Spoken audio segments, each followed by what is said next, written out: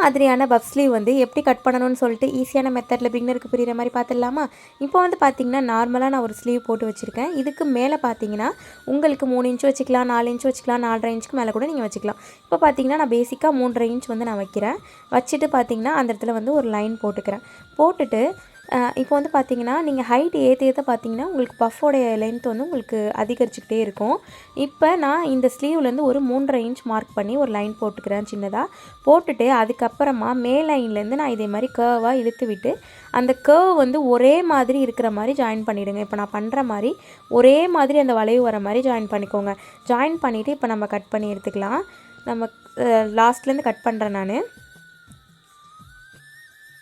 So இதே மாதிரி நீங்கள் கட் பண்ணி எடுத்துகிட்டு அந்த ஒரு சின்ன ஒரு மார்க் கொடுத்தோம் இல்லையா, அதில் வந்து சின்ன அர்க்காத் மாதிரி கொடுத்துக்கோங்க. அது வரைக்கும் தான் நீங்கள் ப்ளீட்ஸ் வைக்கணும்னு சொல்கிறதுக்குள்ளே அடையாளம் தான் அது. இதை வந்து பார்த்திங்கன்னா தச்சு முடிச்சதுக்கப்புறம் இதோடைய அவுட்கம் வந்து இப்படி தான் இருக்கும். ரொம்ப ஈஸியான மெத்தட் தான். நீங்களும் கட் பண்ணி ஸ்டிச் பண்ணி பாருங்கள். ரொம்பவே அழகான பஃப் ஸ்லீவாக இருக்கும். உங்கள் ஃப்ரெண்ட்ஸ் அண்ட் ஃபேமிலிக்கும் இந்த வீடியோ ரொம்ப யூஸ்ஃபுல்லாக இருக்கும். ஷேர் பண்ணி விட்டுருங்க.